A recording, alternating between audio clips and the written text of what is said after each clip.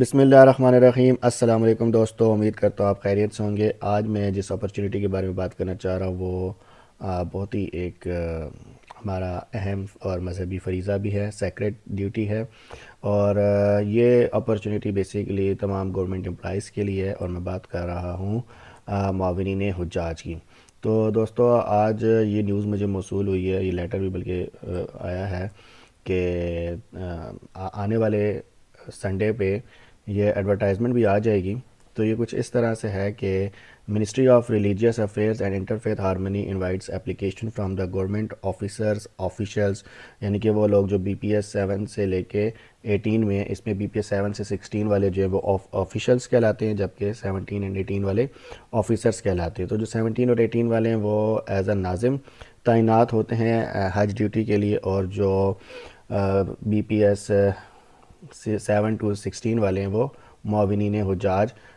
کہلاتے ہیں، ٹھیک ہے۔ اور ڈفرینٹ ایریاز کون سے ہیں؟ اکوموڈیشن ہے، ٹرانسپورٹ اور فوڈ ہے، ایٹسیکٹرا۔ بیسیکلی یہ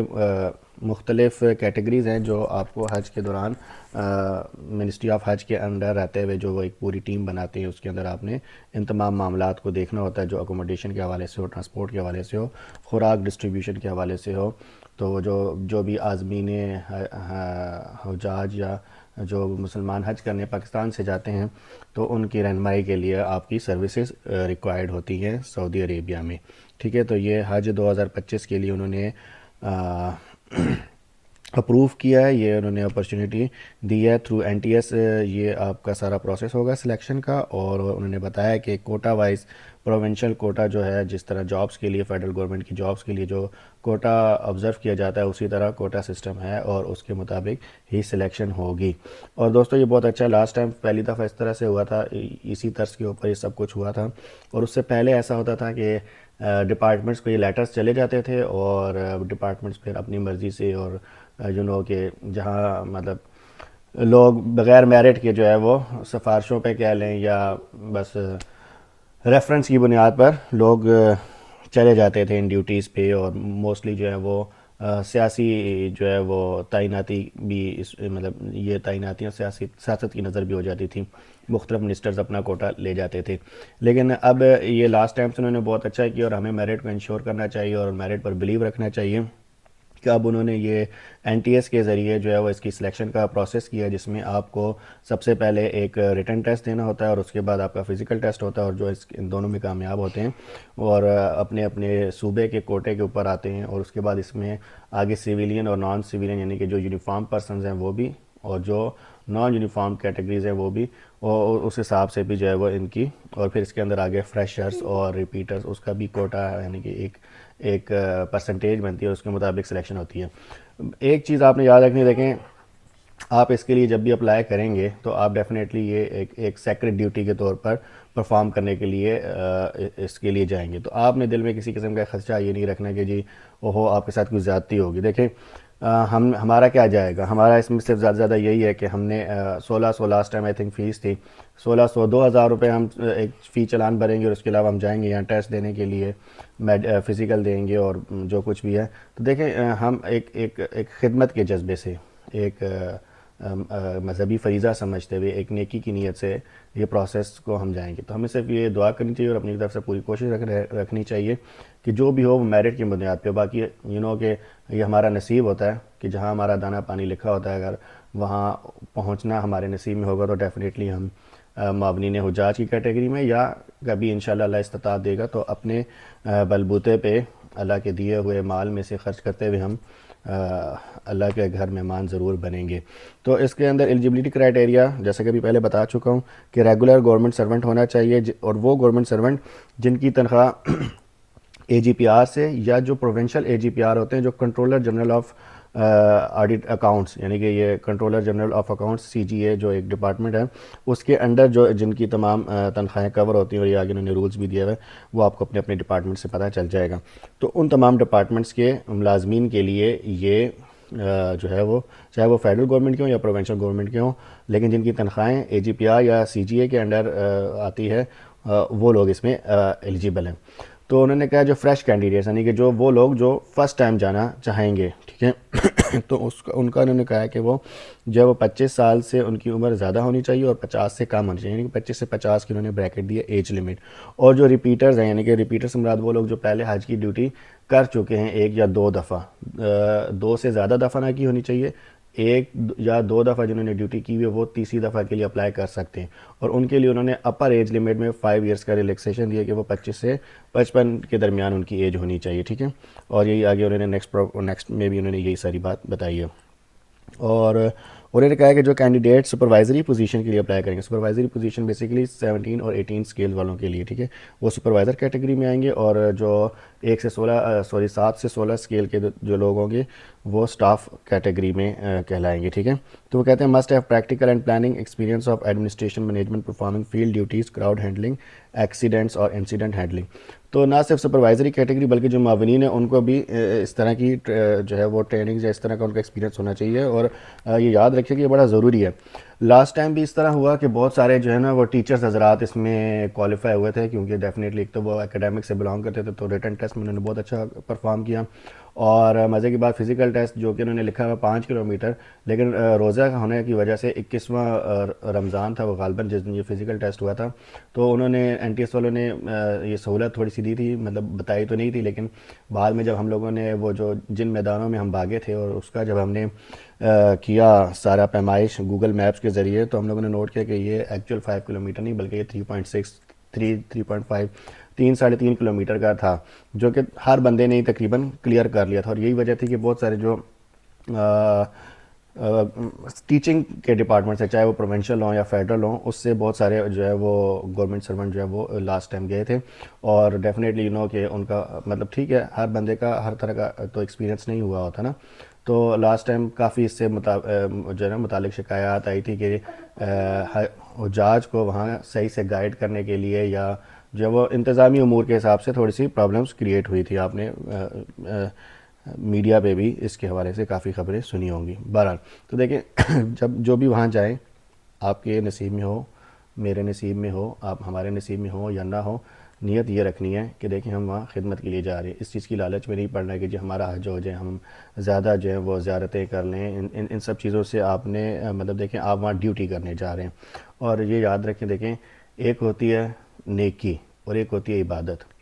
تو عبادت جو مطلب جو باقی حاجی جائیں گے وہ بیسیکلی وہاں عبادت کرنے جائیں گے، لیکن آپ جو جائیں گے وہ آپ خدمت کرنے جائیں گے. اور خدمت کا جو ہے وہ آپ کو پتہ ہے کہ مطلب جو نیکی ہے وہ بیسیکلی خدمت میں ہے، اور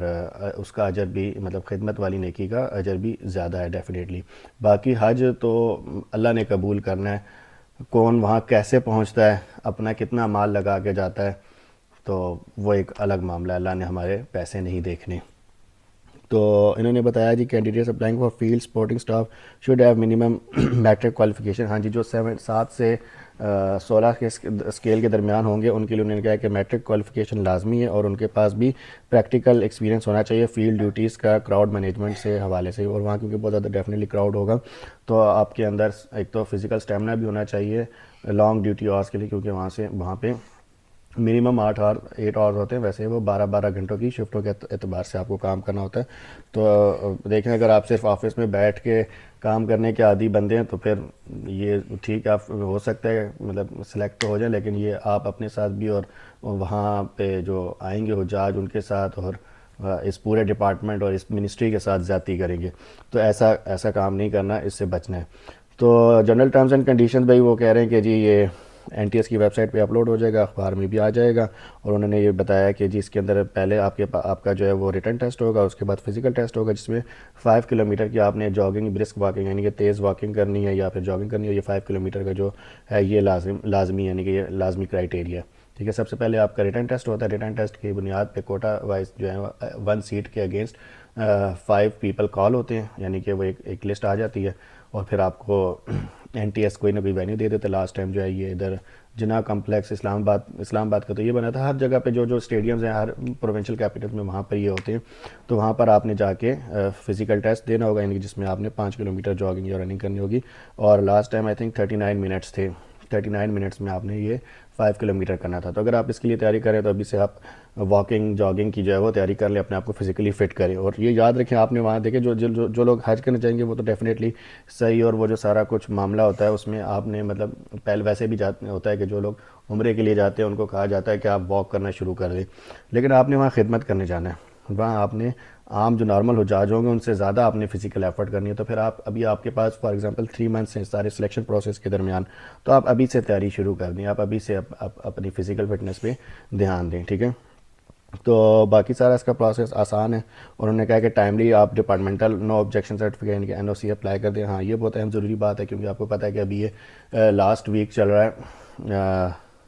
کیلنڈر ایئر کا, اور بہت سارے لوگ چھٹیوں پر ہیں, سردیوں کی ویکیشنز انجوائے کر رہے ہیں, یا پھر جو ہیں وہ اپنی CL پوری کر رہے ہیں. تو یہ اس اتوار کو جیسے ہی آج فرائیڈے ہے, جیسے ہی سنڈے کو یہ ایڈورٹائزمنٹ میں آ جائے گا تو منڈے سے NTS کی ویب سائٹ پر بھی آ جائے گا. تو سب سے پہلا کام آپ نے منڈے کو یہ کرنا ہے کہ اس کو ڈاؤن لوڈ کریں, اپنے ڈاکومنٹس پورے کریں, اور منڈے ٹیوزڈے کی ڈیٹ میں, کیونکہ پھر آگے وینسڈے کو اگین 25 دسمبر کی چھٹی ہے, تو آپ ٹائملی اپلائی کر دیں اپنے آفیسز میں, تاکہ آپ کو ٹائملی NOC مل جائے اور آپ اس کے لیے ایلیجیبل ہو جائے. کیونکہ لاسٹ ٹائم اس چیز کے بھی بہت زیادہ ایشوز آئے تھے, اور یہ پھر بعد میں پرابلم نہ ہو, ٹھیک ہے. تو اس حوالے سے یہ آپ نے دیکھ لینا ہے. اچھا آگے انہوں نے کہا repeaters shall be selected up to maximum 70% of total strength of ناظم معاونین حجاج. انہوں نے کہا میکسیمم جو ہے نا وہ 70% جو ٹوٹل اسٹرینتھ ہوگا یہ انہوں نے میکسیمم کا ورڈ استعمال کیا, ٹھیک ہے. اتنا ہو سکتا ہے, ویسے لاسٹ ٹائم انہوں نے 30% لے رکھا تھا, تو لیٹس سی. بہرحال اگین وہی بات ہے یار, جس کے نصیب میں ہوگا وہ ہو جائے گا, وہاں پہنچ جائے گا, ٹھیک ہے. اس کے لیے کوئی ہارڈ اینڈ فاسٹ رول نہیں ہے کہ لاسٹ ٹائم مطلب ہم نے بھی ہر بندے نے کوشش کی ہوتی ہے, آپ نے اپنی طرف سے پوری کوشش ہی کی ہوگی, لیکن کوشش کے بعد پھر یہ قبولیت کا بھی کچھ اس میں چکر ہوتا ہے. تو آگے انہوں نے بتایا کہ due to special nature of assignment disable, تو یعنی کہ جو اس میں ڈسیبل جو ہیں وہ کیٹیگری اس میں نہیں ہے, کیونکہ ظاہری بات ہے وہاں بہت زیادہ فزیکل ایفرٹس ہے, تو اس سے انہوں نے ایک طرح سے مطلب اس میں معذرت کی ہے اس والے پوائنٹ میں. اور باقی انہوں نے بتایا کہ جو شارٹ لسٹڈ کینڈیڈیٹس ہوں گے ان کے جو ہے وہ ڈاکومنٹس چیک ہوں گے, اور اگر کسی بھی موقع پہ ان کے ڈاکومنٹس فالس پروو ہوئے, رانگ انفارمیشن دی ہوئی, تو جو ہے وہ ان کے خلاف جو ہے وہ ڈسکوالیفیکیشن تو ہوگی, اور ان کے خلاف جو بھی پینلٹی ہے وہ بھی ڈیسائیڈ ہوگی. ان کو پینلٹی بھی, اور واقعی پینلٹی دی جاتی ہے, یاد رکھیے گا اس میں, ٹھیک ہے. اور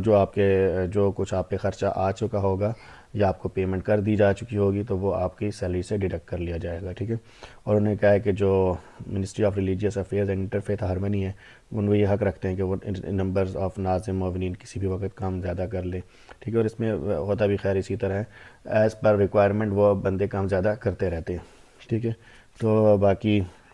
وہی اگین کہ منسٹری کے رائٹس کے بارے میں, اور PTA نہیں دیا جائے گا, اپلائی کیسے کرنا ہے اس کا طریقہ, جب یہ ابھی تو اس میں نے بتایا کہ NTS کی ویب سائٹ پہ آئے گا. یہ بیسیکلی ایک ان کا کیا کہتے ہیں آفس میمورینڈم ہے, ٹھیک ہے. یہ کیونکہ مجھے ریسیو ہو گیا تو میں نے کہا میں اس کو بتا دوں تاکہ لوگ ابھی سے تیاری شروع کر دیں منڈے, کیونکہ ٹائم بہت شارٹ ہوتا ہے, 15 دن کا ٹائم ہوگا. آئی گیس یہ آپ کے پاس 6 جنوری لاسٹ ڈیٹ ہوگی اس کی اپلائی کرنے کی. تو اس دوران آپ نے یہ تمام ڈاکومنٹس پورے کرنے ہیں, فی چلان جمع کرانا ہے, اٹیسٹ کرانے ہیں, میڈیکل فٹنس سرٹیفکیٹ کسی ڈاکٹر سے لینا ہوگا